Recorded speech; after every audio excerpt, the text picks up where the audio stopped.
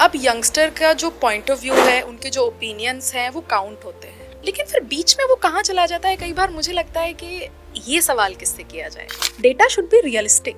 आप 7 का 70 बताओ समझ आता है, आप 7 का 700 बताओ तो कि हमको सरकारी नौकरी में सिक्योरिटी दिखती है, सबको दिखती है, मेरे को भी दिखती है, लेकिन अगर वो नहीं हो सकता तो कुछ और तो होगा ना जो हमारे लिए बना होगा। पीएम वाज देयर, वहां पे जाके यदि कोई यंगस्टर को बोलने का मौका मिल रहा है, वो भी उसके पूरे स्टेट से वो एक है, उन्होंने उसको जाके पर्सनली अपने ट्विटर हैंडल से ट्वीट कर दिया, बकायदा मेरा नाम और मेरा प्रदेश लिख के। हर चीज सोर्स से नहीं होती, आपके अंदर पहले दम होनी चाहिए। चलिए मेरे केस में ऐसा था कि शायद मैं ओवर एम्बिशियस हो गई थी, यार उनको 5 साल में नहीं मिला तो हमको क्या मिलेगा। देखिए हमारा लोकतांत्रिक देश है, लोकतंत्र बहुत इंपॉर्टेंट है। यहाँ पे आप हिंदू मुस्लिम क्यों देख रहे हो, हर किसी के घर में बेटी है। Being in girl is very important, I think. Support तो सबको चाहिए, बट बीइंग इन गर्ल थोड़ा सा एक पॉइंट ऊपर चाहिए हमेशा। नेहरू युवा केंद्र बहुत बड़ा रोल मैं मानती हूँ युवाओं के लिए, खास करके ग्रामीण युवाओं के लिए, क्योंकि यूथ के पास इससे बड़ा अब कोई अवार्ड भारत देश में तो नहीं है। 2047 का मेरे सपनों का भारत कैसा होगा, विकसित भारत की जो हम बात कर रहे हैं, हालांकि भारत विकसित है, 90% इट्स ऑल अबाउट कंटेंट जो आप दे रहे हो। इनके वोट्स आने ही चाहिए। और उस साल ऐसा हुआ था कि महिलाओं की वोटिंग वो 78%, और पहली बार में अवार्ड आ गया, सीबीआई क्लियर हो गया, सीआईडी क्लियर हो गया। एक मिथ है कि यार ये तो सोर्स से हो गया होगा, और मैं वहां से गोल्ड मेडल लेके लौटी, एंड सरकार का काम रहा सिर्फ उसको फ्रेम करने का।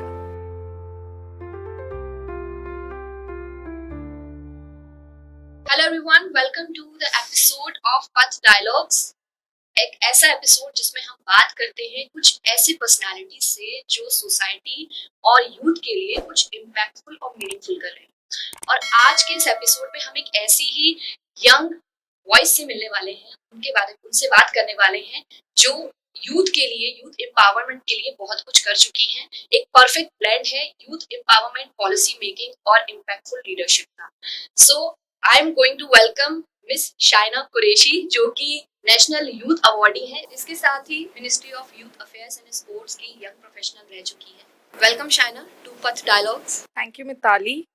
शाइना, सबसे पहले ये जो नाम है ना आपका, ये बड़ा प्यारा लगा मुझे। Oh thank you. आप बताइए इसका एक्चुअल मतलब क्या है? So, इसका एक्चुअली जो मीनिंग है वो है ईगल, बाज, ओके। बेसिकली। एंड क्योंकि मैं मुस्लिम फैमिली से बिलोंग करती हूँ, सो अगर आप वहाँ भी देखो तो जो कुरान होता है उसके अकॉर्डिंग इसका मतलब होता है एक खूबसूरत परिंदा। एंड एक्चुअली हाँ, ideally you are beautiful. you बहुत so सोच much. समझ के नाम रखा है। पॉलिसी मेकिंग, गवर्नेंस, ये दोनों चीजें जब भी हम इनकी बात करते हैं तो हम अपने दिमाग में ना एक सीरियस और एक बहुत ट्रेडिशनल इमेज बनाते हैं। आपकी ये जो पूरी जर्नी रही कि पहले आप मीडिया में थे, उसके बाद फिर आप गवर्नमेंट जो है डिपार्टमेंट में आए, और साथ में आपने यंग इनिशिएटिव्स के लिए काम किया, और आप अभी भी कर रहे हैं। तो पहले तो ये जर्नी जो स्टार्ट हुई, ये कैसे हुई, और फिर उसके बाद कैसे आप एक एक करके सारी चीज़ों पे जंप करते गए? प्रेजेंट के सिनेरियो में बात करूं, ये चीज़ें जो हमेशा से क्लोज डोर हुआ करती थी, आज के टाइम में अगर आप देखोगे, खास करके मैं अभी अगर पिछले 3-4 साल की अगर मैं बात करूं, क्योंकि मैं उसी समय से इन सब चीज़ों में इन्वॉल्व रही हूँ, आप देखोगे कि अब यंगस्टर का जो पॉइंट ऑफ व्यू है, उनके जो ओपिनियंस हैं वो काउंट होते हैं। और जब भी बात करते हैं हम पॉलिसी मेकिंग की, तो मैं एक एग्जांपल के थ्रू आपको समझाती हूँ कि मैं गुड गवर्नेंस जो हमारा है मध्य प्रदेश का, Atal Bihari Vajpayee institute of good governance, जहाँ हमारे मध्य प्रदेश के पॉलिसीज़ तैयार होते हैं, so I was working there. And वहाँ से जब हमने मध्य प्रदेश की यूथ पॉलिसी तैयार की स्पेशली, तो एक पॉइंट था जब चीफ मिनिस्टर ने अपनी एक स्पीच में अनाउंस किया था कि ये जो पॉलिसी है ये यूथ ही बनाएगा, बेसिकली इसको हम नहीं बनाएंगे, यानी कि इसको सरकार नहीं बनाएगी, इसको यूथ बनाएगा। उस समय जब हमने सुना तो हमें ऐसा लगा कि यार how is it possible, ultimately ये काम तो सरकार का ही है और सरकार ही बनाएगी।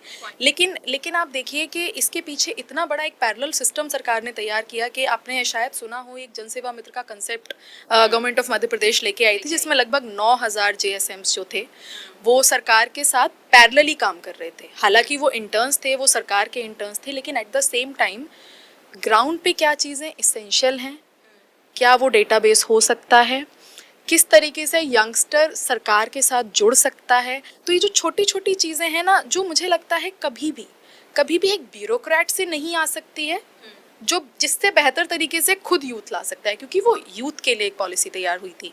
हमने डिजिटल इंडिया के माध्यम से बहुत सारे सुझाव आमंत्रित किए। जब हमने देखा कि हमें सिर्फ 150 पॉइंट्स चाहिए थे और हमारे पास लाखों में पॉइंट्स थे, और जब चीफ मिनिस्टर ने बैठ के उसको रिव्यू किया एंड जब उसमें से क्रंच में हमने 30 पॉइंट्स को निकाला, और बाद में सरकार का काम रहा सिर्फ उसको फ्रेम करने का एंड लॉन्च करने का। सो वाकई में हम कह सकते हैं कि वो युवाओं की पॉलिसी थी जो युवाओं ने ही तैयार की। तो जैसा कि आपका सवाल भी था कि कैसे यूथ इसमें आजकल पार्टिसिपेट करता है, तो आई थिंक अवेयरनेस बहुत बड़ी चीज़ है। आपको पता होना चाहिए कि ऐसा कोई सरकार इनवाइट कर रही है एंड हम उसमें कंट्रीब्यूट कर सकते हैं। एंड सेकेंडली हाँ, मतलब गवर्नमेंट इन सब चीज़ों पे काम कर रही है, और आज का युवा भी बड़ा अलग है। आप एक अगर उनसे सुझाव मांगोगे वो 10 देने के लिए तैयार है। सो ऐसा यूथ है। पॉलिसी मेकिंग को बनाते समय किन किन बातों का ध्यान रखा जाता है, और क्या एक्चुअल में जो हमें दिखाया जाता है कि हाँ ये यूथ के लिए पॉलिसी बनाई है, जब हम ग्राउंड रियलिटी की बात करते हैं तो उसका कितना इम्पैक्ट पड़ता है? कई बार क्या होता है ना कि डॉक्यूमेंट बनाना बहुत आसान होता है, उसको लॉन्च करना भी बहुत आसान होता है, बट ग्राउंड पे उसका इनिशिएटिव दिखना कई बार थोड़ा सा टफ हो जाता है अगर आप देखोगे तो। सो जब ये पॉलिसी तैयार हो रही थी उस टाइम पे मैं वहीं पे थी, और मैं मेंशन करना चाहूँगी एक बहुत ही अच्छा इंसिडेंट इस पॉलिसी के साथ जो मेरा है वो ये है कि मध्य प्रदेश शासन ने 2023 में पहली बार अपना खुद का एक अवार्ड लॉन्च किया था, विच इज़ कॉल्ड विवेकानंद युवा पुरस्कार। पहली बार लॉन्च किया था वो, मुझे पहली बार में वो यूथ अवार्ड मिला। एंड वो अवार्ड 23 मार्च को ही उनको देना था, एंड 23 मार्च को ही यूथ पॉलिसी का लॉन्चिंग भी था एट द सेम टाइम। सो मैंने वो चेयर स्टेज पे शेयर किया है। अभी मेरे लिए बहुत अच्छा इंसिडेंट इसलिए हुआ क्योंकि जब वो पॉलिसी बन रही थी तब मैं उसके उसका पार्ट में रही, जब वो उसका फ्रेम पूरा तैयार हो रहा था, फ्रेमवर्क जो तैयार हो रहा था। देन वो जिस दिन लॉन्च होनी थी तो मैं उसकी लॉन्चिंग में भी थी। और लकीली अगर आप उस पॉलिसी को देखोगे तो उसके फ्रंट पेज पे एक मेरा बड़ा छोटा सा प्यारा सा फोटो भी लगा हुआ है। सो मुझे ऐसा लगा जैसे ये पूरा मेरे लिए ही तैयार हुआ है। या आई कम टू योर पॉइंट कि इसका जो इम्पैक्ट है वो हमें कैसे देखने को मिलता है। देखिए, यंगस्टर का अवेयर होना बहुत ज़रूरी है, जैसा कि मैं बोल रही हूँ। कई बार क्या होता है कि इस पॉलिसी के साथ स्पेसिफिकली ये हुआ है। एंड दूसरा एग्जांपल मैं दूँ, आपने यदि सुना हो कि एक युवा पोर्टल करके एक प्लेटफॉर्म तैयार हुआ था मध्य प्रदेश में भी और देश में भी। मतलब एक नेशनल यूथ पोर्टल भी है और मध्य प्रदेश ने अपना एक सेपरेट एमपी का यूथ पोर्टल भी बनाया था, जिसको हमारे स्टेट का जो डिपार्टमेंट ऑफ यूथ वेलफेयर है वो रन करता है। एकदम से उतार ऐसा होता है, चढ़ाव ऐसा होता है, सॉरी, और फिर वो कहाँ चला जाता है, कई बार ये चीज़ थोड़ी सी खलती है। हमने महीनों काम किया, इतना ग्रैंड उसका लॉन्चिंग हुआ, और ऐसा नहीं है, उसके साथ कई युवाओं ने काम किया है। मतलब जैसे एक सीखो कमाओ स्कीम थी, जेएसएम की स्कीम थी, स्किल इंडिया से रिलेटेड काफ़ी स्कीम्स थे जिसमें आप इंटर्नशिप के थ्रू काम सीख सकते हो। आप 6 महीने 8 महीने आप इंटर्नशिप करेंगे, देन आपकी जॉब की सिक्योरिटी भी सरकार ले रही थी। लेकिन फिर बीच में वो कहाँ चला जाता है, कई बार मुझे लगता है कि ये सवाल किससे किया जाए। ये एक्चुअल में सोचने वाली बात है कि सरकार चीज़ें बहुत दिखाती है, पॉलिसीज है या फिर स्कीम्स हैं, बट जब बात आती है कि हाँ एक टाइम तक वो चलती हैं, फिर धीरे धीरे वो ऐसे गायब हो जाती है जैसे शायद कभी एग्जैक्टली। तो ये अपने आप में एक बड़ा क्वेश्चन है जो कि आई थिंक हर युवा गवर्नमेंट से पूछना चाहते हैं। जैसे हमें पता है कि हाँ आज के टाइम में जो यूथ है वो अदर चीज़ों की तरफ ज़्यादा इन्फ्लुएंशियल है। ये जो होता है एक रियलिटी वर्क होता है, ठीक है। ये एक तरीके से हम ये तो नहीं बोल सकते कि समाज सेवा है, बट हाँ ये भी कहीं ना कहीं तरीके की सेवा ही है जिसको हम कंसीडर कर सकते हैं। तो इसमें यूथ को लेकर आने के लिए आप किस तरह से उनको कन्विंस करते हैं या फिर आप किस तरह से उनको समझाते हैं? क्या चैलेंज रहता है कि हाँ जब आप उनको उसमें पार्टिसिपेट करने के लिए बोलते हैं? सो बीइंग एन यंगस्टर, तो मैं आपको बोलूँ कि देखिए एक बहुत ही ह्यूमन टेंडेंसी है। अगर मैं आपको बोलूँ कि आपको वहाँ जाना है तो आप मेरे से एक बार सवाल ज़रूर करेंगे, यार वहाँ जाके मुझे क्या मिलेगा, या वहाँ जाने से मेरा क्या फ़ायदा है। This is very like common है, बहुत कॉमन क्वेश्चन है, ये टेंडेंसी है और होनी भी चाहिए। तो देखिए सरकार भी इस तरीके से ही काम करती है, वो हमेशा एक रिवॉर्ड रखती है कहीं ना कहीं। क्योंकि पहली बार ऐसा हुआ कि भारत की संसद की केंद्रीय कक्ष सेंट्रल हॉल में, जहाँ पे जनरल एंट्रीज ही अलाउ नहीं है, अगर आप पार्लियामेंट विजिटिंग के लिए भी जाते हो तब भी सेंट्रल हॉल में आप नहीं जा सकते। वहाँ पे जाके यदि कोई यंगस्टर को बोलने का मौका मिल रहा है, वो भी उसके पूरे स्टेट से वो एक है, तो ये अपने आप में बहुत ही एक प्राउड वाली बात होती है।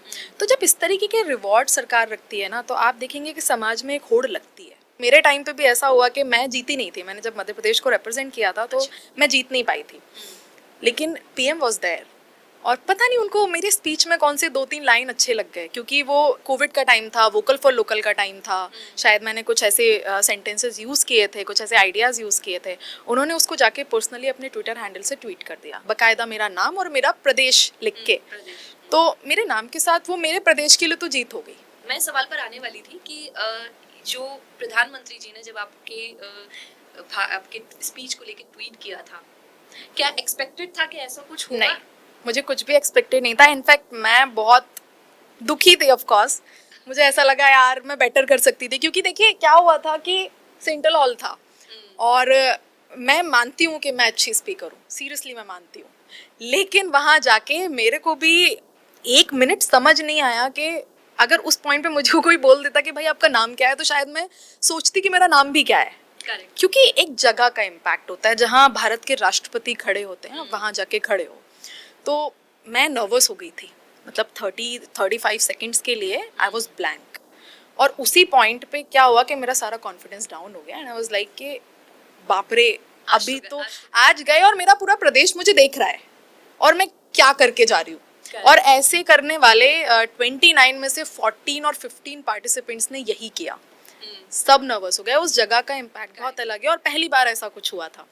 तो मुझे याद है किसी लड़की ने मेरे को ऐसे किया कि प्लीज़ बोलिए, तो मैंने बोला एंड ऑफ कोर्स के 30 सेकेंड 50 सेकेंड्स के बाद मैं एक रिदम में आ गई और मैं बोल के, तो जब मैं बोल के निकली तो मुझे इतना अजीब लगा कि मैं अपने प्रदेश से इतना मतलब एक इतनी अच्छी अपॉर्चुनिटी लेके आई थी और मैं क्या करके जा रही हूँ। जिस तरह के आप हिंदी, जिस तरह के वर्ड्स का आप यूज़ करते हैं, तो क्या मतलब इसके पीछे भी कोई बैकग्राउंड का ही कोई हाथ है या फिर कहीं से कुछ सीखा वीखा है? सीखा तो नहीं है, मुझे लगता है कि भारत में रह के अगर हिंदी भी सीखनी पड़े तो क्या मतलब है। लेकिन हाँ, जैसे कि अगर मैं अपना एजुकेशन बैकग्राउंड बताऊँ तो I have done my graduation in mathematics and post graduation in physics. So Hindi का कोई कॉलम भी नहीं था। मध्य प्रदेश से बिलोंग करते हैं, सो ऐसा नहीं है कि हिंदी समझ नहीं आती, क्योंकि हम ग्वालियर में बैठे हैं और इसलिए मैं इस चीज़ को मेंशन करूँगी।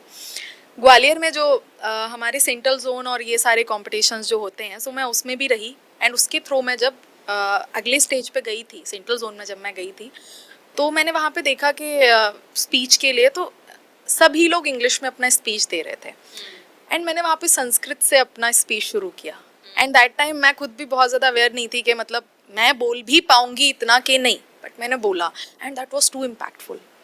और मैं वहाँ से गोल्ड मेडल लेके लौटी एंड इत्तेफाक से ऐसा हुआ कि 21 विधाओं में विश्वविद्यालय गया था और 19 विधाओं में हार गया और एक विधा में सीधा गोल्ड मेडल मिल गया। तो मुझे उस पॉइंट पे लगा कि यार हिंदी तो इम्पैक्टफुल है। और जब मैंने सुना तो मुझे लगा यार मैं ठीक ठाक बोल भी सकती हूँ, मेरा प्रोनाउंसिएशन क्लियर है। देन मैंने अपना मास्टर्स किया हिंदी लिटरेचर में दोबारा, एक और मास्टर्स। एंड उसके बाद थोड़ा सा सुन के, और जैसे अमिताभ बच्चन जी को भी, उनकी जब हिंदी सुनती हूँ मुझे बहुत अच्छी लगती है। उनकी आवाज़ का जो बेस है, कविताओं में जो बेस है, वो मुझे बड़ा पसंद है। तो ऐसे सुन के आ गया हिंदी। तो ये मैंने इसलिए पूछा था क्योंकि आपका जो बैकग्राउंड है वो एक मुस्लिम फैमिली से, करेक्ट? और हम मुस्लिम फैमिली में ज़्यादातर यही सुनते हैं कि भाई उर्दू ज़्यादा इस्तेमाल होती है, ऐसा नहीं कि हिंदी नहीं होती। बट मेरा ये पूछने का मकसद यही था कि हाँ, उर्दू के साथ साथ हिंदी भी अगर आपने, क्योंकि आपकी जाहिर सी बात है आपकी उर्दू भी अच्छी होगी थोड़ी बहुत। अब बात करते हैं, जैसे कि आप एंकरिंग में भी रहे हैं, आपने दूरदर्शन में काम किया हुआ है, युवा समय का आपका शो आता था जी, तो वहाँ से फिर वहाँ दूरदर्शन और फिर दूरदर्शन के बाद मिनिस्ट्री, ये दोनों के बीच का जो है ना थोड़ा सा डिफरेंस है। Exactly. दोनों डिफरेंट फील्ड है। फिर ये कैसे, ये एवोल्यूशन कैसे हुआ है? इसके लिए मेरे को लगता है कि सबसे पहले तो हमें सोचना चाहिए कि यार हमें किस काम में मज़ा आ रहा है, ऑनेस्टली। सो अगर हमें मज़ा आ रहा है तो एटलीस्ट 1 घंटा तो उस काम के लिए निकाल लो यार। हफ्ते में निकाल लो, महीने में निकाल लो। मुझे नहीं लगता इतना व्यस्त कोई है कि 1 घंटा भी अपने लिए नहीं निकाल पा रहा है। तो मेरे लिए तो इट्स समथिंग के ये पार्टी टाइम होता है। अभी मैं आपसे बात भी कर रही हूँ तो लिटरली ये मेरे लिए एक पार्टी टाइम है। Okay. मतलब मैं इस चीज़ को एंजॉय करती हूँ। सो दूरदर्शन, मैं पहली बार ही ये चीज़ शायद कहीं पे शेयर कर रही हूँ। दूरदर्शन मेरा प्रोफेशन कभी था ही नहीं। I was not salaried there. कभी एम भी नहीं था कि लाइक कभी जाना है? शायद कभी एम भी नहीं था। बेसिकली मेरे को बातचीत करने में मज़ा आता है। जब तक मैं दूरदर्शन में थी मेरा जर्नलिज्म भी नहीं था, लेकिन ये एक बहुत अच्छा इनिशिएटिव में मैं बोलूँगी। जब पीएम ने ट्वीट किया तो उसको फिर स्टेट में भी काफ़ी लोगों ने रीट्वीट किया, सो वो कहीं ना कहीं सारे लोगों की नॉलेज में तो आया। तो दूरदर्शन ने मेरे को कांटेक्ट किया एंड दे वांट कि कोई एक वो इंटरव्यू करना चाहते हैं। सो मेरे को लगा, उसके पहले भी मैं दूरदर्शन में एज एन गेस्ट मैं इंटरव्यूज़ कर चुकी, मतलब दे चुकी थी। तो मुझे लगा शायद उस वजह से वो कोई इंटरव्यू होगा। मैं तैयार वैयार होकर पहुंच गई और वहाँ पे मेरे को बोला कि ये गेस्ट हैं ना। आई वाज लाइक गेस्ट तो मैं हूँ। तो और इमीडिएट जो प्रोड्यूसर थे वो मुझे बोलते हैं कि नहीं, ये इंटरव्यू आपको करना है। तो सरप्राइजिंग हो गया। एंड आई वाज लाइक मैं इस वे में कभी किसी चैनल पे नहीं गई। लाइक हाँ, एज एन गेस्ट जाना और एज एन होस्ट जाना बहुत डिफरेंस है। करेक्ट। और कोई नेशनल अवार्ड ही थे वो भी सितार में, तो संगीत का बैकग्राउंड था। अभी संगीत का बैकग्राउंड है तो मैं समझ भी नहीं पा रही हूँ कि इनसे मैं क्या बात करूँ। मतलब मेरे को एक स्टडी चाहिए, राइट। वहाँ पे मुझे पहली बार दूरदर्शन ने बोला कि हम आपको वीटीआर देंगे एंड वीटीआर से हम आपको कमांड करेंगे एंड आप करिए। और देन मैंने स्टार्ट कर दिया और आप विश्वास नहीं करेंगे, 21 मिनट के शो में हमने 21 रीटेक एक्सपेक्ट किए थे, एक भी नहीं आया, टच वुड। एंड इवन वो भी शॉक दे कि जिसका कोई बैकग्राउंड नहीं था, जिससे हम वो भी कंफ्यूज हो गए एक पॉइंट पे। और जब वो नहीं आया तो वो श्योर हो गए एंड वो बोलते हैं भाई ये शो आप ही रन करिए। तो वो मेरी एक हॉबी मैं कह सकती हूँ। लेकिन जब हम बात करते हैं कि जो वो इमेज अपनी सोशल मीडिया पर क्रिएट करते हैं, चाहे वो किसी भी तरह से इंस्पायर कर रहे हो, जिसे हम यंग इन्फ्लुएंसर्स बोलते हैं, ठीक है, वो एक इन्फ्लुएंसर अलग हो गए। लेकिन ग्राउंड रियलिटी पे जब हम देखें तो वो इन्फ्लुएंसर डिफरेंट होते हैं। इन दोनों के बीच में एक्चुअल क्या डिफरेंस देखा है आपने कभी? अगर मैं बहुत ओपनली बोलूँ तो कई बार शायद थोड़ा सा शो ऑफ का हो जाता है। आप देखेंगे जो ग्राउंड पे आप चैलेंज फेस कर रहे हो, बहुत कम लोग होते हैं जो उसको सामने लाना चाहते हैं, रेदर देन कि हम कोई ऐसी चीज़ लाएंगे जो जिससे हमारे व्यूज़ बढ़ रहे हो या हमारा कोई प्रॉफिट हो या जिससे हमारा व्यूअर ऑडियंस इम्प्रेस हो। क्योंकि देखिए हर किसी का सेगमेंट होता है, कैटेगरी होती है। अभी मेरा एक टारगेटेड ऑडियंस है जो उस कैटेगरी को देखना पसंद कर रहा है, तो मैं कभी भी शिफ्ट नहीं करूँगी अगर मेरे को अपने उस प्रोफेशन पे स्टक रहना है तो। So, एक तो ये हो गया जो आप प्रॉपर इन्फ्लुएंसर की बात करें। और जो ग्राउंड पे इन्फ्लुएंसर्स हैं उनको यार मैं इन्फ्लुएंसर नहीं कहूँगी, उनको शायद समटाइम्स मैं चेंज मेकर कह सकती हूँ, क्योंकि ऐसे लोग वाकई में चेंज लाते हैं। मैं ऐसे कई लोगों को जानती हूँ। शायना, आप क्रिएटिव फील्ड में भी काम कर चुकी हैं, एज एन एंकर भी आपने काम किया है। क्रिएटिविटी का पॉलिसी मेकिंग में कोई एक ऐसा रोल जो आपने खुद से भी उसको ऐड किया हो, कोई एक ऐसा आपने यूज किया हो पॉलिसी मेकिंग में? बहुत बड़ा रोल है। जैसे क्या होता है कि हम एक यूएसपी पे काम करते हैं कई बार। तो अगर मैं अपना एग्जाम्पल दूं तो जब मैं गुड गवर्नेंस में थी तब भी, और उसके बाद मैं मिनिस्ट्री में थी तब भी, सो ऑनेस्टली मेरा जो काम का फील्ड था वो थोड़ा सा अलग था। उसमें मेरे को ना बहुत ज़्यादा एक्सपोजर मिला है। जैसे सपोज हम 5 लोग हैं, सेम काम के लिए हम रिक्रूट हुए हैं, उस 5 में मेरे को बाकी 4 से बहुत ज़्यादा एक्सपोजर मिला, जस्ट बिकॉज के मेरा जो थोड़ा सा क्रिएटिव फील्ड था, I was good in speaking, मैं लोगों से ठीक से बात कर पाती थी। मेरे को शायद एक पब्लिक फेयर का इशू नहीं था, पब्लिक स्पीकिंग में जो एक थोड़ा सा नर्वसनेस होती है उन चीज़ों का इशू नहीं था। इसका मुझे बहुत एडवांटेज मिला है ऑनेस्टली। तो जब मैं आपको बताऊं कि जब मैं बताया जैसे गुड गवर्नेंस में भी थी, टेक्निकली हमारा काम होना चाहिए था कि हम पॉइंटर्स बना रहे हैं, अपने पॉलिसीज बना रहे हैं और हम ऑफिस के अंदर काम कर रहे हैं, वो मैंने किया। But at the same time क्योंकि थोड़ा सा इलेक्शन का टाइम भी आ गया था लगभग, और जब हमने देखा कि ग्राउंड में क्या रियलिटी चल रही है, जैसे कि आपने सुना होगा लाडली बहना योजना, एक जो अभी रिसेंटली सरकार की एक फ्लैगशिप स्कीम थी, तो वो लॉन्च हुई थी तब। अभी एक जनरल परसेप्शन होता है ना कि यार बहुत सारे स्कीम्स हैं मार्केट में, लेकिन क्या कितना लोगों तक पहुंच रहा है। Same was conscious about it कि हम तो कर रहे हैं पर वाकई में क्या वो पहुंच रहा है। अभी आप देखिए सरकारी एक तंत्र है, उस तंत्र के हिसाब से अगर आप काम करोगे, उनके भी अपने कुछ लिमिटेशन है, वो हर घर में नहीं जा सकते, बहुत सारे काम है। तो एक ये पैरेलल सिस्टम था, जैसे मैंने आपको जेएसएम्स का बताया, रिसर्च एसोसिएट थे हर एक डिस्ट्रिक्ट में मध्य प्रदेश के अंदर, वो लोग डेटा वगैरह इकट्ठा कर रहे थे एंड प्रदेश में स्टेट को भेज रहे थे। अब उसमें हमने कोशिश की कि यार आसपास के थोड़े बहुत गाँव में थोड़ा बहुत जाया जाए, पता लगाया जाए, लोगों से बातचीत की जाए। अब टेक्निकली अगर आप देखेंगे, अगर आप पॉलिसी मेकिंग में हैं, अगर आपका काम बिल्कुल पेन पेपर वाला है, अगर मैं आपसे बोलूं कि यार आप एक गांव में जाइए और लोगों से बातचीत करिए, आप बोलोगे भाई ये मेरा काम नहीं है। और आप मेरे को जबरदस्ती भेज भी रहे हो तो ये तो मैं कर ही नहीं पाऊंगी ठीक से। मेरे को तो खुद लोगों से बातचीत करने में, और फिर एक ऐसे अननोन गांव में आपको भेजा जा रहा है जहां आप पहले कभी गए नहीं, जिन लोगों को आप कभी जानते नहीं हो। वहां पे देखिए दोनों पार्टी या जितनी भी पार्टियां एग्जिस्ट कर रही हैं सबके समर्थक हो सकते हैं, जाहिर सी बात है। अगर उनको कहीं भी ऐसा लग गया कि यार आप एक पार्टी के माइंडसेट से आए हो, वहां पे वो आपको कोऑपरेट नहीं करेंगे। आपके दिमाग में ये चीज भी है। लाडली बहना एक पर्टिकुलर किसी पार्टी की स्कीम है, सरकार की स्कीम है, ऑपोजिशन भी है। हो सकता है वहां पे कुछ लोग ऐसे हों जो ऑपोजिशन वाले हों, उनको लगेगा कि यार आप लोग मजाक करने आए हो। आपको ना एक होता है कि सिचुएशन को लेके एकदम माइंडसेट आपका तैयार होना चाहिए कि भाई कुछ भी हो सकता है, जो भी होगा मैं देख लूंगी। तो वो जो कॉन्फिडेंस है वो ये अगर आप क्रिएटिव फील्ड से नहीं हो तो इट इज वेरी डिफिकल्ट। मतलब मेरे को लगता है कि ये गॉड गिफ्ट के जैसे काम किया है मेरे साथ। And at the same time मैं ऐड करना चाहूंगी, जब मैं सेंट्रल में भी काम कर रही थी तो वहाँ पे भी एक इवेंट आया था, मेरी माटी मेरा देश, जो एक बहुत बड़ा इवेंट था और बहुत ही अलग पैटर्न का इवेंट था। मतलब जब हम यंगस्टर को पैट्रियोटिज्म से जोड़ते हैं, बहुत अलग तरीके का इवेंट था एंड बहुत अच्छा इवेंट था। तो वो भी बड़े दिन चला और वो भी कहीं ना कहीं डोर टू डोर इवेंट था। तो उसमें भी हमने ना जगह जगह लोगों से बातचीत की और वहाँ पे मिनिस्ट्री में भी मेरे को ये एडवांटेज मिला, क्योंकि बाकी जैसे हम लोग जितने भी रिक्रूट हुए थे बाकी लोग इन ऑफिस काम कर रहे थे and at the same time मेरे को ये लिबर्टी थी कि मैं लोगों से जाके बातचीत कर सकती थी, डेटा ले सकती थी और पता लगा सकती थी कि कैसे ग्राउंड पे काम हो रहा है। और मेरे को इस चीज़ में बड़ा मजा आता है। तो मेरे को जब ऐसे एक्सपोजर जितने भी ज़्यादा मिले हैं वो डेफिनेटली इस स्किल सेट की वजह से मिले हैं। और ये क्रिएटिविटी आप में होनी चाहिए। मतलब ये चलिए मेरी थी कि मेरे को बातचीत करने में इश्यूज नहीं है, किसी की राइटिंग में बहुत अच्छी हो सकती है, कोई कंटेंट क्रिएशन में बहुत अच्छा हो सकता है, किसी की आइडियाज बहुत अच्छे हो सकते हैं। जब आप एड ऑन करते हो चीजें आपकी ऑटोमेटिकली वैल्यू बढ़ जाती है वहाँ पे। आप पुकारे जाने लगते हो कि यार ये काम ना वो बहुत अच्छा कर लेता है, तो ये चीजें हो जाती हैं। सो आई थिंक बहुत बड़ा रोल है। गवर्नमेंट जो स्टैटिस्टिक्स दिखाती है चाहे वो किसी भी मामले में हो, वो और रियलिटी दोनों में कितना डिफरेंस होता है? और आपने पर्सनली कभी कुछ ऐसा देखा हो जो आपके लिए बहुत आई ओपनिंग है, बहुत शॉकिंग हो कि यार ये तो मैंने एक्सपेक्ट नहीं किया था, ऐसा कुछ था? देखिए थोड़ा अंतर तो होता है। डिस्ट्रिक्ट के लेवल पे बात कर रही हूँ कि यार एक इवेंट हुआ और 100-200 लोगों का इवेंट था, बहुत बढ़िया था। हो सकता है वहाँ पे 60-65 हो, 40 बढ़ गए।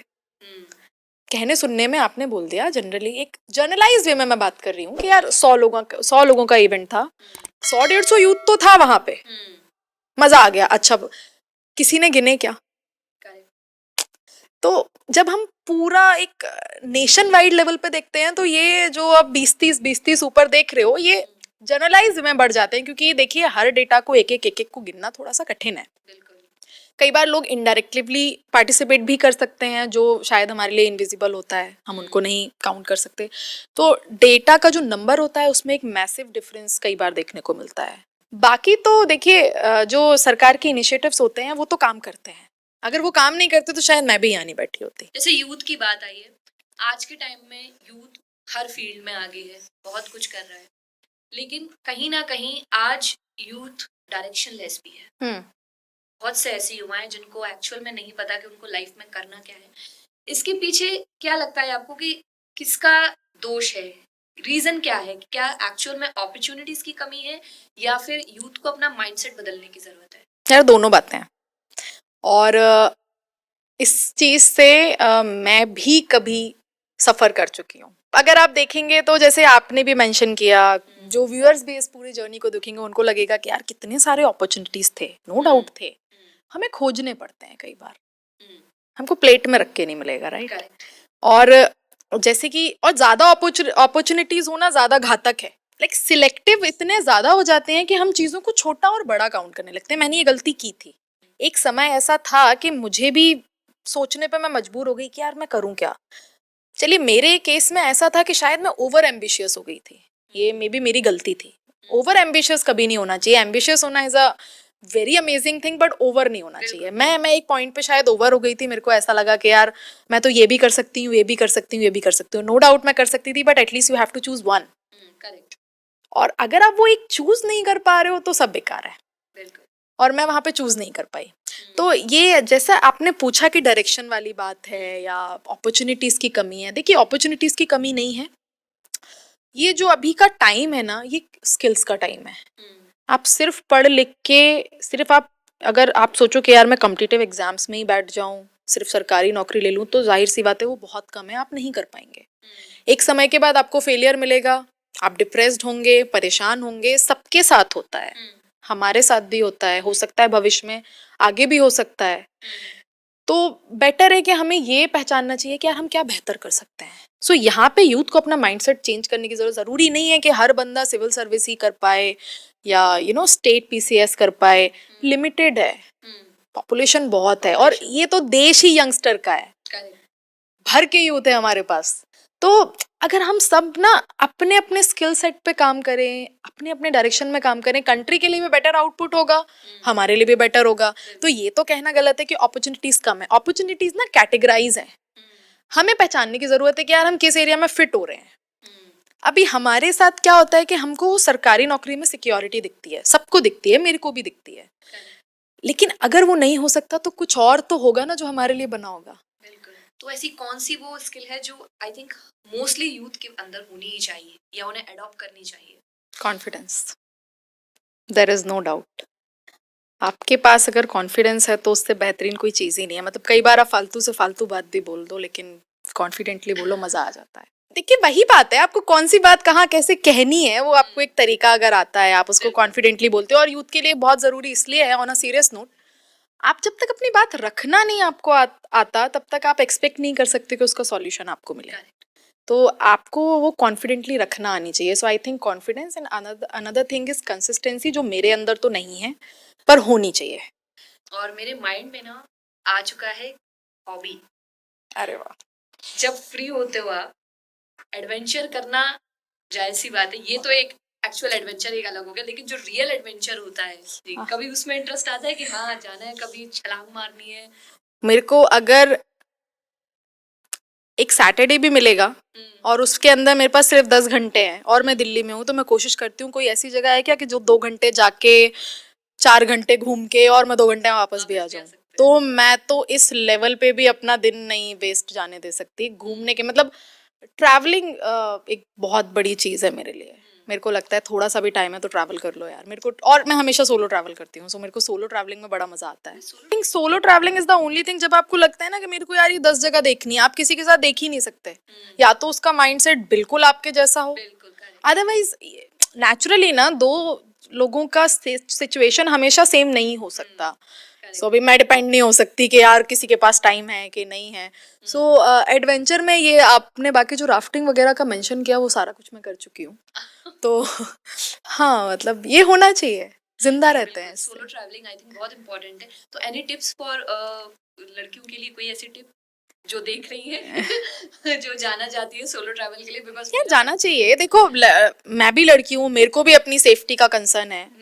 मैं ऐसा नहीं कहूँगी कि यार मैं कभी भी कहीं भी निकल जाती हूँ, मैं निकल जाती हूँ, लेकिन बैक ऑफ द माइंड मेरे को ये पता है कि यार कहाँ कब कितना। तो ऑड टाइमिंग्स पे भी मैं जाती हूँ, मैं बहुत ऑड टाइमिंग्स पे ट्रैवल भी करती हूँ।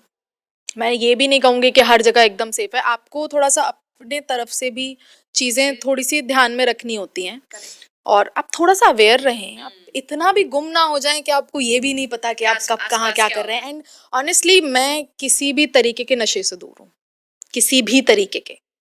तो मेरे लिए हाँ, तो मेरे लिए अगर मैं घूम रही हूँ तो मैं पूरी तरीके से अपने प्रेजेंस ऑफ माइंड में घूम रही हूँ।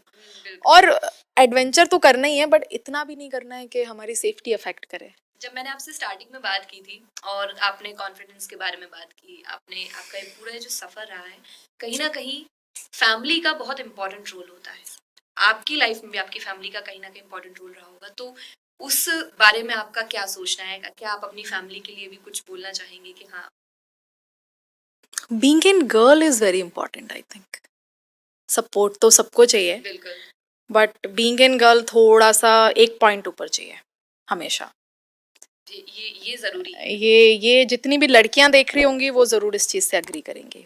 सपोर्ट तो मिलता ही है। आज का समय ऐसा है कि कोई माँ बाप नहीं चाहते कि हमारा बच्चा घर में बैठ के 100% देखिए, मैं किसी भी डेटा पे बात नहीं कर रही हूँ, हर तरीके के माइंडसेट के लोग हैं, सबका अपना जनरलाइज वे भी है सोचने का।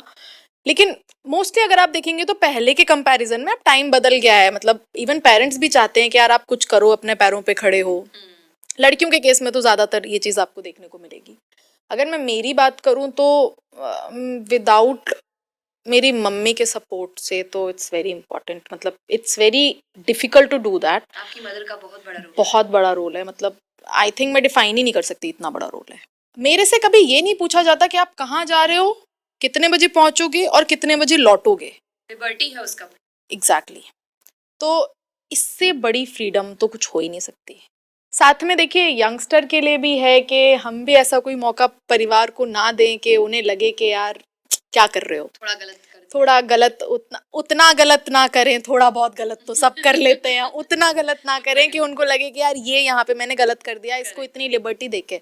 सो मेरी मदर का बहुत बड़ा रोल है, बहुत ही बड़ा रोल है। एंड अगर मैं आज बोल भी पा रही हूँ, आप विश्वास नहीं करोगे, मेरी मम्मी वर्किंग है, वो भी गवर्नमेंट एक टीचर हैं। अगर मेरे से पूछा जाए कैसा बनना है, अभी रिसेंटली 3-4 दिन पहले की बात है, मैंने उनको ऐसे रैंडम जाके बोला मेरे को आपके जैसा बनना है, और वो इमोशनल हो गई। मतलब of course mother, and she said के भाई मेरे जैसा क्यों बनना है, मेरे जीवन में तो बहुत संघर्ष रहा है, मैं नहीं चाहती आपके जीवन में इतना संघर्ष रहे। मैंने कहा मैं कर भी नहीं पाऊंगी इतना।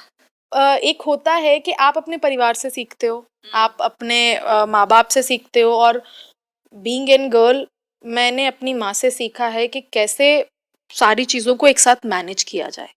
और अगर वो किसी लड़की को आ गया तो आप यूथ हैं, आप उससे ज़्यादा की एज में हैं, आप परिवार में हैं, बेटी है, बहू है, आप कर ले जाएंगे यार, आप कर ले जाएंगे। और ये हमारे अंदर ना गॉड गिफ्टेड होता है कि हम लोगों को, मतलब ये थोड़ी तारीफ वाली बात है हम लड़कियों की, ये हमारे अंदर गॉड गिफ्टेड होता है कि हमें बनाया ही ऐसा गया होता है कि हम सारी चीजों को मैनेज कर लेते। लेकिन यहाँ पे ना मैं एक एक्सेप्शन बोलूंगी, कई बार जैसे वो बनाने वाली बात होती है, उसमें भी परिवार का बहुत बड़ा हाथ होता है। कई बार परिवार ही आपको पुश करता है कि नहीं आप ये कर ही नहीं सकते, आपको ये करना ही नहीं चाहिए। तो अगर परिवार ये चीज करेगा तो देखिए, आप यहाँ पे बात कर रहे हैं, मैं यहाँ पे बात कर रही हूँ, हो सकता है यहाँ पे 10 और लड़कियां हों और वो इतना कॉन्फिडेंटली बात नहीं कर पाए।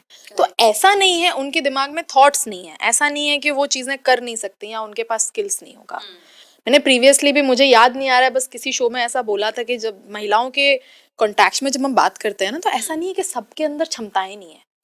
अगर कोई अपना घर भी संभाल रहा है तो हम और आप शायद नहीं संभाल सकते, जो हमसे बेहतर वो कर सकते हैं। बट पेरेंट्स अगर सपोर्ट करते हैं तो कई बार शायद हम लोग बोल नहीं पाते उनको ऐसे, लेकिन अगर पेरेंट्स सपोर्ट करते हैं तो वो बच्चे के पीछे आपको दिखेगा हमेशा। तो बेटियों को तो करना चाहिए यार। यूथ कुछ की जब हम बात करते हैं, जैसे आप भी युवा हैं, मैं भी युवा हूँ, लेकिन हम सबकी लाइफ में ना कहीं एक गाइडेंस की कमी होती है।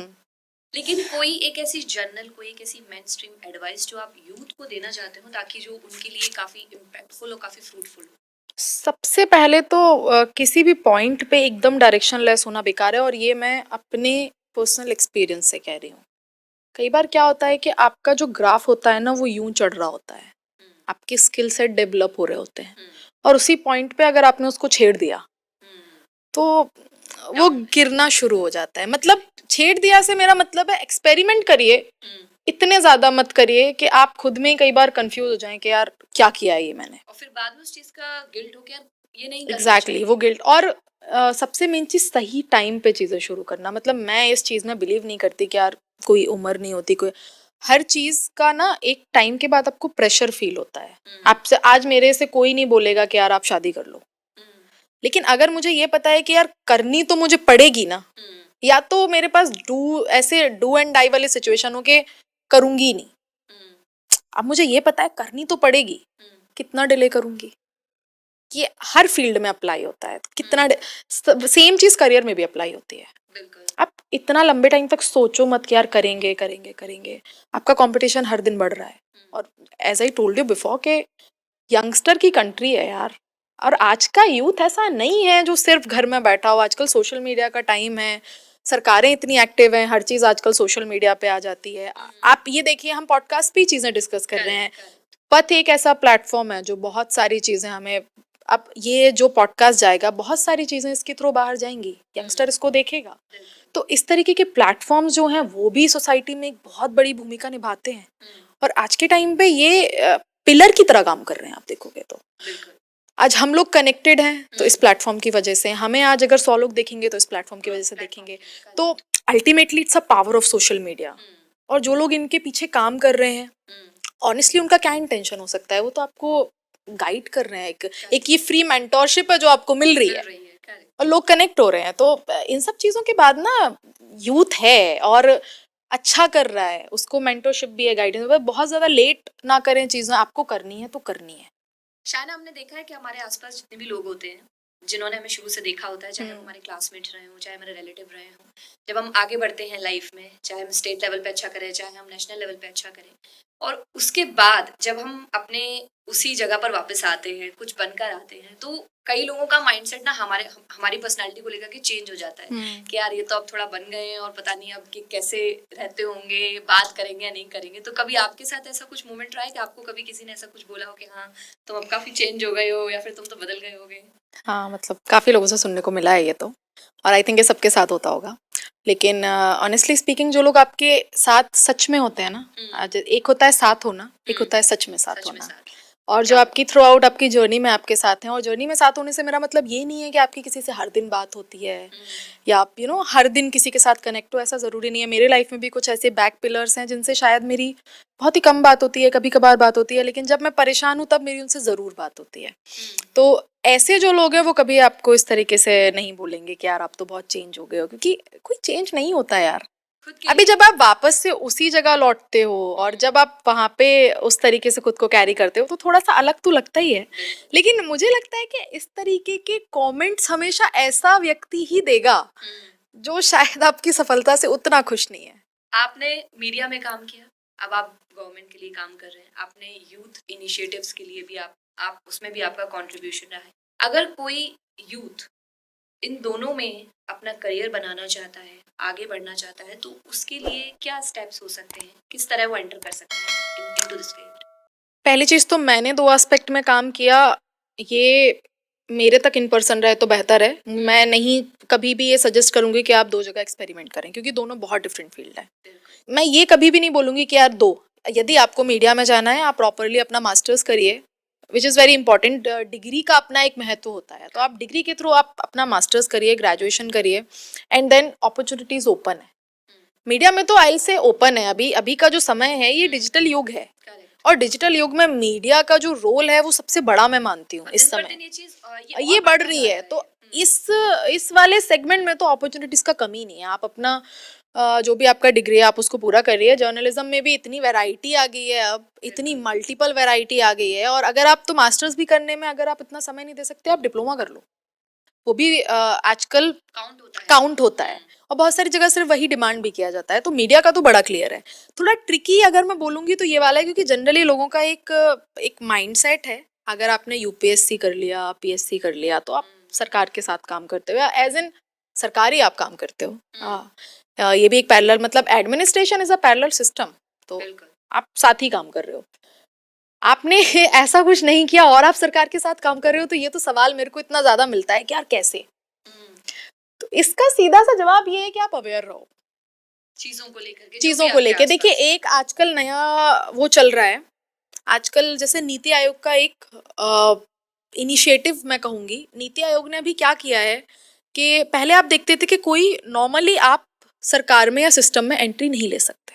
आप प्रॉपर किसी एग्जाम को क्वालिफाई करके आओगे, प्रॉपर कोई पोस्ट लेके आओगे, प्रॉपर आपके ऊपर कोई डिपार्टमेंट की जिम्मेदारी होगी, एंड आप काम करोगे, वेदर वो किसी भी ग्रेड पे आप काम कर रहे हो, चाहे आप ग्रेड 1, ग्रेड 2, क्लास 1, क्लास 2, किसी भी तरीके से काम कर रहे हो।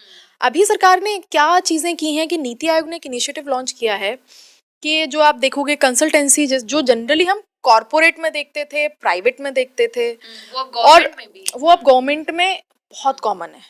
कॉमन के साथ साथ मैं कहूँगी कॉमन भी नहीं, इसेंशियल है। अभी अगर आप सारे मिनिस्ट्रीज उठाओ सेंट्रल में, और अब सेंट्रल के साथ सेम वो मॉडल स्टेट्स भी फॉलो कर ही रहे हैं, आप सेंट्रल में आप उठाओगे ना, तो आपको हमेशा एक ऊपर जो टीम होती है, जॉइंट डायरेक्टर, जॉइंट सेक्रेटरी, उनके नीचे आपको सेम ये कंसल्टेंसी की एक टीम मिलेगी। तो लोग एंट्री ले रहे हैं, एक वाइल्ड कार्ड एंट्री जिसे हम वाइल्ड कार्ड एंट्री सिस्टम जिसे कहते हैं वो है। और इसके देखिए प्रॉपरली नोटिफिकेशंस इनवाइट होते हैं, प्रॉपर मिनिस्ट्रीज जो हैं वो रिक्रूटमेंट्स अपने इनवाइट करते हैं, अगर एसेंशियल होता है कुछ मिनिस्ट्री एग्जाम्स भी लेते हैं, कुछ इंटरव्यूज भी लेते हैं, तो ये उनका अपना मॉडल है, वो किस तरीके से कितने पोस्ट हैं, हर जगह वो आपको रिक्रूट भी कर सकते हैं, ये कम्प्लीटली उनके हाथ में है। लेकिन ऐसा नहीं है, कई बार क्या होता है कि एक मिथ है कि यार ये तो सोर्स से हो गया होगा। करेक्ट, लोगों को ये दिखता है कि नहीं। दूसरी चीज, आप नेशनल यूथ अवार्डी हो, तो आपके लिए आपने बहुत सारी चीजें कर ली है, हाँ। आपको तो यार कोई भी ले लेगा। कोई भी ले नहीं लेगा। भाई, हमारे जैसे और 10 लोग भी हैं वहां पे, सब नेशनल यूथ अवार्डी नहीं है, सबने ये सारी चीजें नहीं की हैं। तो ये फिजूल के मिथ दिमाग से निकाल देने चाहिए। इनके प्रॉपरली रिक्रूटमेंट आते हैं, प्रॉपरली नोटिफाई होता है, एडवर्टीजमेंट आते हैं, प्रॉपर इंटरव्यूज होते हैं, और ये इंटरव्यूज भी एकदम सीरियस इंटरव्यूज होते हैं, जैसे कि 5 लोगों का 7 लोगों का पैनल होता है, जिसमें ज्वाइंट डायरेक्टर के लेवल के लोग होते हैं। तो it's a completely serious interviews. ऐसा नहीं है कि आप किसी 2 लोगों के सामने आपको जाके 4 बातें बोलनी है और आपका हो गया।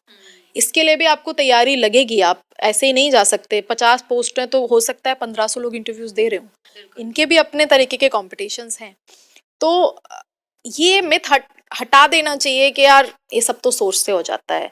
या एक और मैं आपको अगर बोलूं, कई बार ऐसा होता है कि आप सरकार के लिए काम कर रहे हो, नहीं आप पार्टी के लिए काम कर रहे हो। ये भी सुनने को मिलता है, ये सुनने को मिलता है कई बार, मुझे नहीं बहुत लोगों को सुनने को मिलता है। जो एक्चुअल में गवर्नमेंट सबसे बड़ी चीज ये होती है कि जब एक बार वो पार्टी सरकार बन गई तो वहां वो पार्टी नहीं है, वो सरकार है। करेक्ट।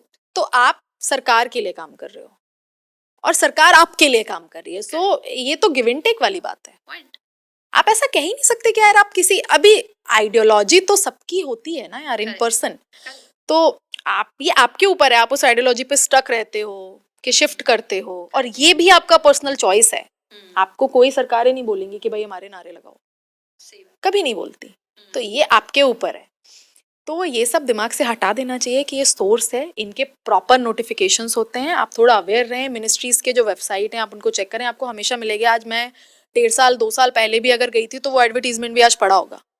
तो हमेशा वो उनके, और बाकायदा ऐसा भी नहीं है, उनको वो ईमेल्स करते हैं, आपको रिजल्ट्स वगैरह सारे कुछ अपडेट करते हैं। कई बार लगता है कि यार हमें पता ही नहीं चला कब क्या हो गया। ये मैं कई यूथ के मुंह से सुनती हूँ कि हाँ वो ऐसा आया था पर हमें पता ही नहीं लगा कि वो क्या हो गया। आप अवेयर नहीं हो वहाँ पे, उनकी गलती नहीं है। आपको एक हैबिट होनी चाहिए कि एटलीस्ट सोने से पहले हम हमारा व्हाट्सएप चेक करते हैं, इंस्टाग्राम चेक करते हैं, हम अपने कॉल लॉग्स चेक करते हैं। भाई हम अपने मेल्स तो चेक करें, एटलीस्ट मेल्स हमारी हैबिट में होने चाहिए।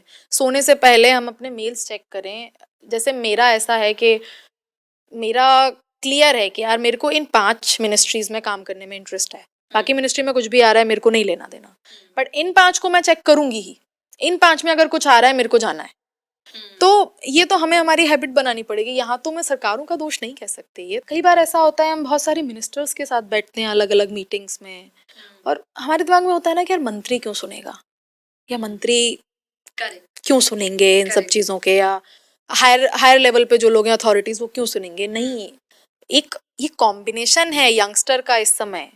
आप हर टीम में देखना यंगस्टर जरूर होते हैं वहाँ पे, एंड इट्स इम्पॉर्टेंट होने भी चाहिए। तो वो जो आइडियाज ग्रैब आप करते हो वहाँ से, तो इतना स्किल सेट तो हमें डेवलप करना ही पड़ेगा।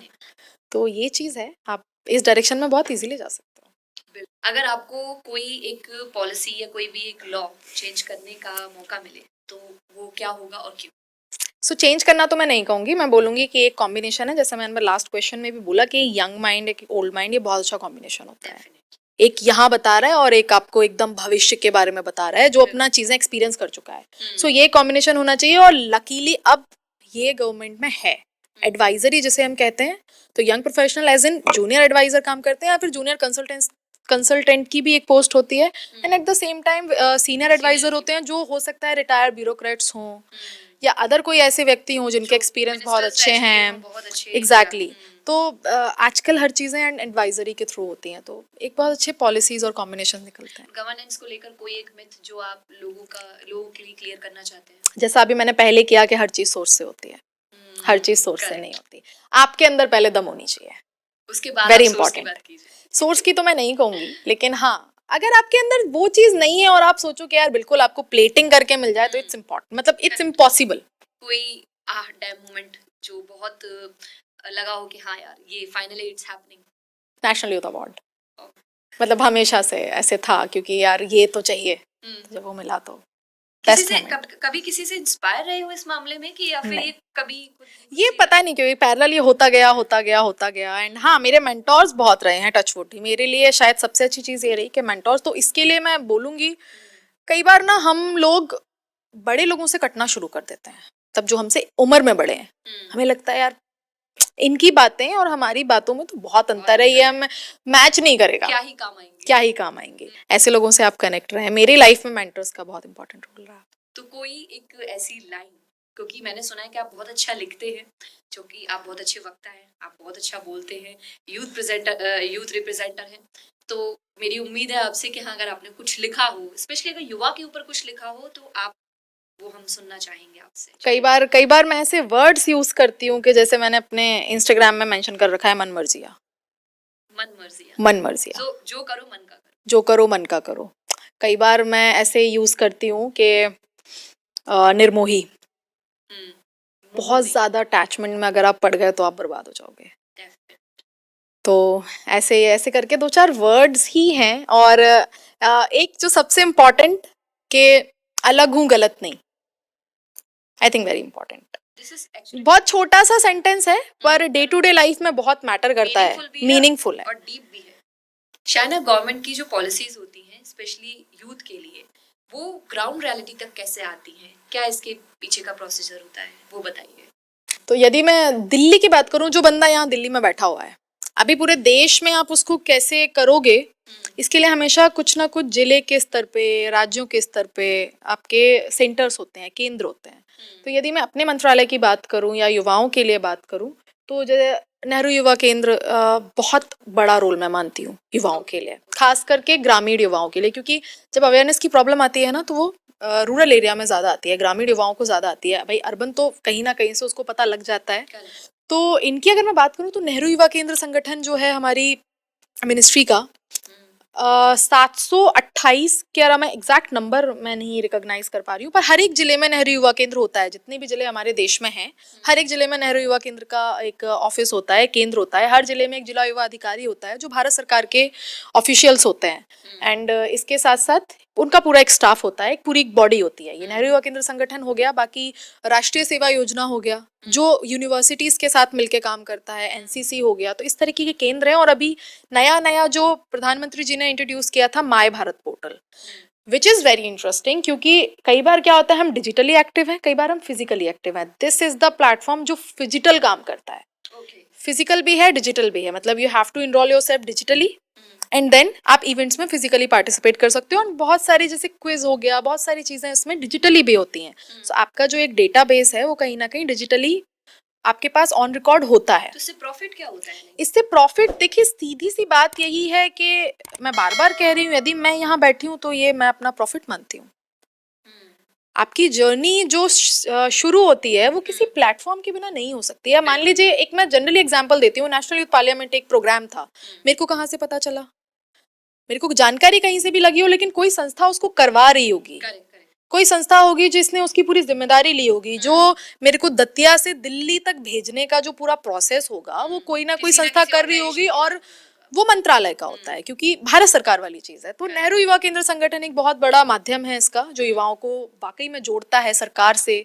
अभी अगर मैं बात करूं तो अगले ही महीने विकसित भारत यूथ पार्लियामेंट, जो हम कह रहे हैं ना कि 2047 का मेरे सपनों का भारत कैसा होगा, विकसित भारत की जो हम बात कर रहे हैं। हालांकि भारत विकसित है, ये हम सिर्फ अपने आप को दोबारा से विकसित करने की बात कर रहे हैं विचारों से। हम हमेशा समृद्ध रहे हैं अपनी संस्कृति से, विचारों से। और जितना भी मैं कहूँगी हमारे कौशल की, जो हम आज कौशल की बात कर रहे हैं वो हमारे ऑलरेडी हैं। ये सिर्फ उनको रिजनरेट करने की बात हो रही है। भाई आपके अंदर कोई क्वालिटी है और आपको अगर फोकअप किया जाए कि यार ये आपके अंदर है, निकालो। तो सरकारें बेसिकली ये काम कर रही हैं इस समय यंगस्टर के अंदर, खास करके क्योंकि युवाओं पे पूरा फोकस है सरकार का। अब इतने सारे कैंपेन्स हैं, इतने सारे इवेंट्स हैं जिसमें सीधी सी भूमिका युवाओं की है। तो मैं ये चीज बताना इसलिए चाह रही हूँ कि भाई हर जिले में है, आपको खोजने की जरूरत नहीं है कि यार मेरे को पता तो चल रहा है पर इसको करना कैसे है। और आजकल सबसे अच्छी चीज जो मैं माई भारत पोर्टल की बात कर रही हूँ, अब तो आपको जाने की भी आवश्यकता नहीं है। फोन पे बैठे बैठे आपने माई भारत पे खुद को रजिस्टर्ड किया, अब जो भी सरकार निकाल रही है, यंग लीडर्स डायलॉग हो गया, या फिर जो पार्लियामेंट वाली बात हो गई, नेशनल यूथ फेस्टिवल हो गया, अदर बहुत सारे कैंपेन्स होते हैं, जैसे मेरा माटी मेरा देश भी था। तो अगर हमें हमें नाम से लग रहा है ना कि कोई इवेंट होगा पैट्रियोटिज्म, लेकिन नहीं, ये प्लांटेशन से रिलेटेड एक कैंपेन था। मतलब सोचते ही नहीं आता है कि इसमें प्लांटेशन कहाँ होगा। बहुत सारी चीजें होती हैं, मतलब इसके अंदर भी कई प्रोग्राम्स होते हैं, मैं ये बताना चाह रही हूँ। तो आजकल तो आप माई भारत पे खुद को रजिस्टर करिए, आपको उसके नोटिफिकेशंस वैसे ही आने लग जाएंगे। आप उसको रेगुलरली चेक करिए, आपको इवेंट्स का, अपॉर्चुनिटीज का, अच्छा करियर अपॉर्चुनिटीज भी कोई है तो आपको उसके थ्रू वो भी पता लगेंगी। नेशनल यूथ अवार्ड जब आपको मिला, ये एक अपने आप में टैग भी है और कहीं ना कहीं एक जिम्मेदारी भी। कैसे आपने इस जिम्मेदारी को निभाया और ये कितना ज्यादा इम्पैक्टफुल रहा आपकी लाइफ के लिए? जिम्मेदारी की आपने बात की है तो मैं एक इंसिडेंट भी बताना चाहूंगी। जब मेरे को डेफिनेटली वो मेडल मिला, उसके पहले देखिए मेरे लिए नेशनल यूथ अवार्ड था, कहीं ना कहीं मेरी एक जिद भी थी, ये मुझे चाहिए ही है, ये मेरे पास होना है। युवाओं का पद्मश्री कहते हैं इसको, ओके, क्योंकि यूथ के पास इससे बड़ा अब कोई अवार्ड भारत देश में तो नहीं है। बिल्कुल बिल्कुल। भारत में ये सबसे बड़ा अवार्ड है, क्योंकि आपको भारत सरकार ने एक बार ही रिकॉग्नाइज कर दिया, और एक एज क्राइटेरिया भी है। तो जब मैंने देखा ना कि यार इनको मिला है, उनको मिला, हालांकि मेरे मिलने के पहले मध्य प्रदेश में 2 लोगों को मिला हुआ था, उसके 1 साल पहले। तो कहीं ना कहीं मेरे दिमाग में था कि यार करना है, मुझे भी चाहिए है, पर मेरे को उसका प्रोसेस नहीं पता था उस समय। और ये भी सुना था मैंने कि ये अवार्ड एक 5 वर्षीय योजना है, क्योंकि जरूरी नहीं है कि आपने अपना फाइल बनाया और आपको मिल गया। पूरे देश से 10 या 11 लोगों को मिलना है। तो ऐसा भी जरूरी नहीं है कि हमारे 29 राज्य हैं तो हर एक राज्य से भी एक को मिलना हो, ऐसा भी नहीं है। आपके फाइल में वो दम है तो आपको मिलेगा। तो बहुत टफ है, और फिर बहुत स्टेजेस में इसका फिल्टरेशन बहुत स्टेजेस में है। तो मैंने कई लोगों को देखा कि वो हर साल अपनी फाइल भेज रहे हैं, हर साल अपनी फाइल भेज रहे हैं। तो एक तो मोरल डाउन वहीं से हो गया, लगा यार इतने पता नहीं मिलेगा कि नहीं मिलेगा, कितने सालों में मिलेगा, क्या मिलेगा। आपके साथ कितनी बार हुआ है आपको? पहली बार में मिला है मुझे। ये इसीलिए मैं कह रही हूँ कि कई बार लोग नहीं भरते हैं यार, ये सोच के कि यार उनको 5 साल में नहीं मिला तो हमको क्या मिलेगा। पहली बार में भी मिलता है जी। पर आप मानते हैं कि कहीं ना कहीं इसके पीछे लक का भी हाथ होता है? नहीं, देखिए लक का तो हर चीज में हाथ होता है, लेकिन मैं तो 90 और 10 का रेशो रखती हूँ। इसके पीछे कहीं ना कहीं आपके जो पुराने वर्क रहे हैं, डेफिनेटली आपके इनिशिएट्स रहे हैं, उन्होंने भी कहीं ना कहीं एक इम्पैक्ट शो किया है। ठीक है, बट एक कहीं ना कहीं आपको भी लगता होगा कि लक फैक्टर भी काम करते हैं। मैंने पहली बार 10%, only 10%। 90% it's all about content जो आप दे रहे हो, और वो कंटेंट रियलिस्टिक होना चाहिए। अगर मैं आपको बोलूं मैंने 700 पौधे लगाए, इज इट पॉसिबल? नहीं है। सर्वाइवल पॉसिबल है? नहीं है। कई बार सरकारें नहीं कर पाती हैं तो हम कैसे कर पाएंगे, अनटिल और अनलेस हम कोई बहुत बड़ी मुहिम ना चला रहे हो। तो भाई जो ऊपर बैठा है वो पागल नहीं है। Data should be realistic. आप 7 का 70 बताओ समझ आता है, आप 7 का 700 बताओ तो वो थोड़ा पकड़ने वाली बात है। तो कई बार जैसे मैं इस बार मंत्रालय में थी, मैंने बहुत सारे लोगों की इस बार फाइल देखी, तो मेरे को तो मिल चुका था ऑब्वियसली। मैंने फाइल देखी तो मैंने इतना सारा अनरियलिस्टिक डेटा देखा। तो अनरियलिस्टिक डेटा मत डालो आप। आपने अगर बहुत छोटी सी परिभाषा है, आपने अगर कोई भी ऐसा काम किया है जिससे आपको लगता है कि यार सोसाइटी में एक चेंज मैंने देखा, एक इम्पैक्ट है, सरकार आपको उसके लिए रिकॉग्नाइज करना चाहती है, सिर्फ इतनी सी परिभाषा है। आप उस काम को मेंशन करिए, आपका जो भी इम्पैक्ट है आप उसको मेंशन करिए। मैं नहीं कह रही हूँ कि आप उसके 50 फोटो लगा दो। आपने क्या चेंज देखा पर्सनली? मैंने महिलाओं के केस में बहुत ज्यादा चेंजेस देखे, अवेयरनेस के बेसिस पे मैंने देखे, क्योंकि वोटिंग परसेंटेज पे हमने काफी काम किया। ऑलरेडी मैं पिछले 5 साल से स्वीप आइकॉन हूँ अपने जिले की भी, और दतिया से डिस्ट्रिक्ट एम्बेसडर भी हूँ। मैं यहाँ पे स्वीप आइकॉन को थोड़ा सा हाईलाइट करना चाहूंगी कि आप इसको थोड़ा सा highlight. Sweep icon is something के, देखिए हमारा लोकतांत्रिक देश है, लोकतंत्र बहुत इंपॉर्टेंट है। लोकतंत्र का सीधा सा मतलब ये है कि सबसे बड़ा लोकतंत्र है, और उसमें भी हम, ये गर्व की बात है कि हमारे देश में सबसे ज्यादा ऐसे नागरिक हैं जिनके पास अपने मताधिकार का अधिकार है। दिस इज कॉल्ड कि हम दुनिया के सबसे बड़े लोकतांत्रिक देश हैं। तो इसमें सबसे इम्पोर्टेंट क्या है कि वो सारे लोग क्या अपने मताधिकार का प्रयोग कर रहे हैं। सबसे बड़ी, आज हम जब भी वोटिंग परसेंटेज की बात देखते हैं तो 100% तो नहीं होता, बहुत ही कम जगह होती है जहाँ 100% होता है।